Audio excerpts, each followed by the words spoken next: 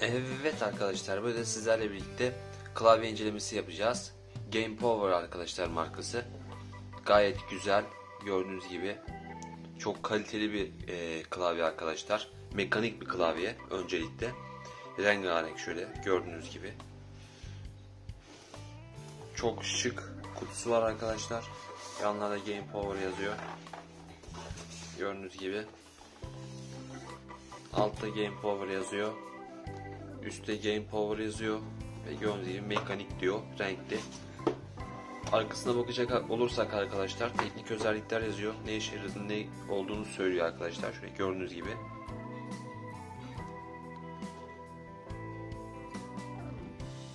Ve arkadaşlar gerçekten çok güzel. Bunun iki modeli var arkadaşlar. Bendeki red, bir de bunun blue'su var. Yani aynı her şey ama birazcık daha fazla ses çıkarıyor mekaniği. Tercih edebilirsiniz isterseniz. Ve ben bunu arkadaşlar şöyle göstereyim. 204 lira 90 kuruşa aldım.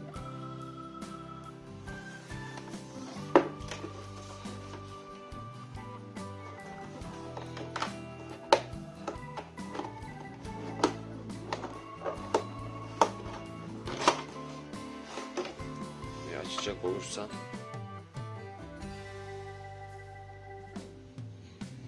Şöyle garanti belgesi çıkıyor. Kullanım kılavuzu 1. Gördüğünüz gibi. İlk öncelikle arkadaşlar kumaş, çok kaliteli bir kablosu var. Onu söylemeliyim. Gördüğünüz gibi.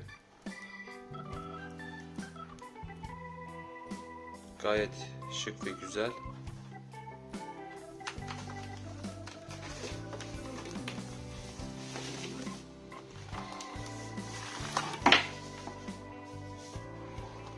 Klavyemizi öncelikle bir kenara alalım. Şöyle bir şey çıkıyor, ne olduğunu bilmiyorum.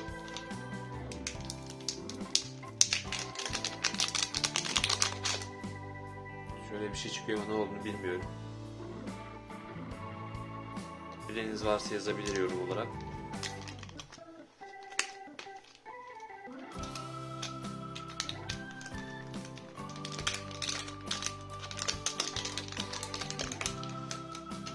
Bir tane sticker çıkıyor arkadaşlar yapıştırmak için. Şöyle gördüğünüz gibi zaten. Çıkabiliyor şöyle. Gayet şık, güzel. Onun dışında arkadaşlar kutuyu bırakalım.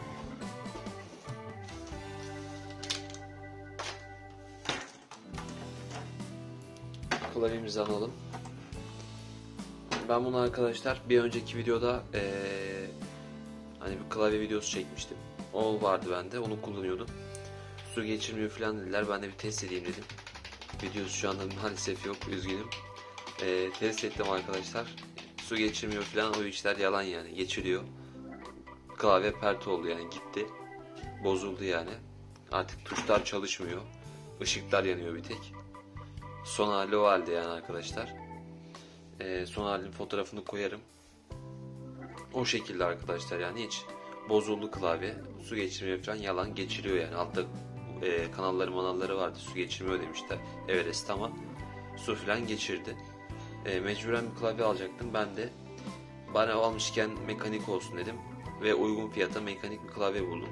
O da bu arkadaşlar, alayım dedim ve aldım. Yaklaşık 2-3 aydır klavye bende ve gerçekten memnunum. Çok güzel bir klavye. Eğer klavyeye ihtiyacınız varsa ve mekanik olmasını istiyorsanız alabilirsiniz. Gerçekten şık ve güzel, iyi bir klavye arkadaşlar. Gördüğünüz gibi.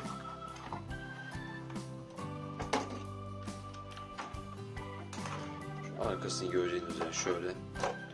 Şunlar açılabiliyor. Yüksekte kalsın diye. Klavyemiz bu şekilde arkadaşlar. Hemen bilgisayara bağlayalım. Evet arkadaşlar, bilgisayara bağladık. Işık geldi zaten gördüğünüz gibi. Şu şekilde LED yanabiliyor arkadaşlar. Gayet güzel. Dediğim gibi. Ortamı birlikte karanlıklaştırdım arkadaşlar. Daha iyi görünmesi amacıyla. Şöyle gördüğünüz gibi. Şu gelen giden ışıklar arkadaşlar yok. Sabit ışıklar yanıyor. Kameradan dolayı öyle gözüküyor. Onu da söyleyeyim ilk öncelikle. Şimdi arkadaşlar şunun şöyle şeyleri var. Gördüğünüz gibi. Çok güzel bir klavye. Gerçekten de.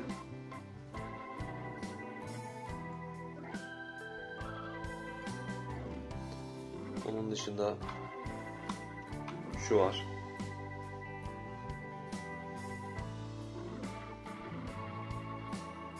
Bunun gibi birkaç özellik var. Şunun gibi şeyler var. Ortaya bastığınızda iki taraf atıyor. Buradan bastığınızda şöyle ışın gönderebiliyorsunuz. Gerçekten de güzel. Bu sürekli yakıyor arkadaşlar. Bir daha bastığınızda kayarak yakıyor arkadaşlar. Bir daha bastığınızda sürekli yanmaya tekrar geçiyor. Bu sadece arkadaşlar oyun için. Oyunda ihtiyacınız olan şeyleri açıyor arkadaşlar. Gördüğünüz gibi. Bu da güzel bir özellik. Onun dışında arkadaşlar bu var. Bastığınızı yakıyor. Yaktığınız tekrar gidiyor bir müddet sonra.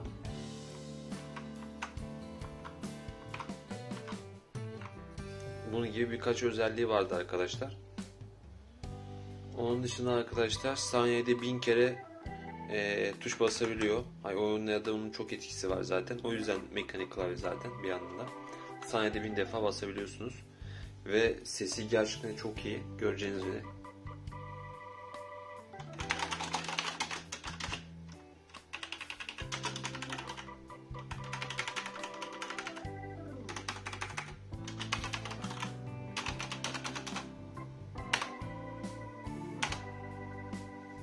Gördüğünüz gibi arkadaşlar sesi cidden iyi. Çok güzel sesi var. Mekanik olduğu için tabi. Her türlü bu klavyeyi tabi kullanabilirsiniz. Sadece oyun için değil bu klavye.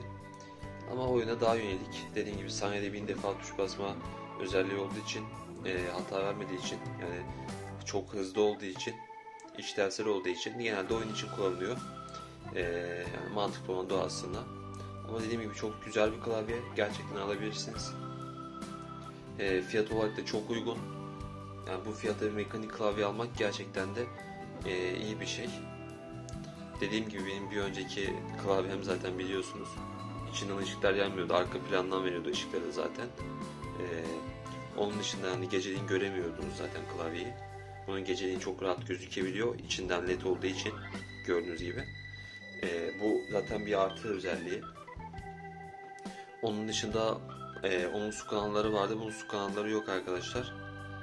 Ya onda da aslında su döktüğünüz zaman aslında bozuluyor. Yanıltmacı olmuş bir nebze. Çünkü bozuldu. Yani bildiğiniz. Buna su dökülürse tabi bozulacaktır. Ama hiç yoktan iddiası yok. Yani su döküldüğü zaman bozulmayacak diye. Onu da söyleyebilirim. Gerçekten şık, güzel bir klavye.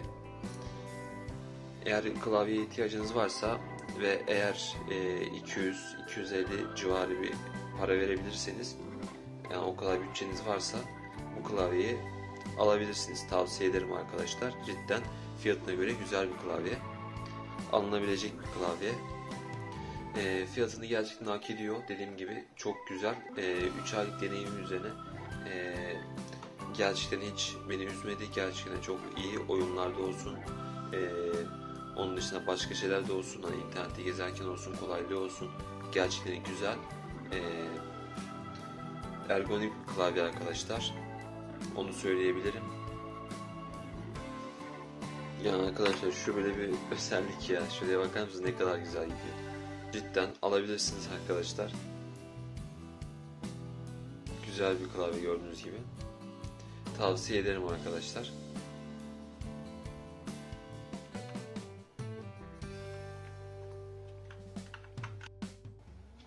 Evet arkadaşlar, videomuzun sonuna geldik. Eğer videoyu beğendiyseniz videoyu beğenmeyi, yorum yapmayı unutmayın arkadaşlar. Bir dahaki videoda görüşmek üzere. Bay bay.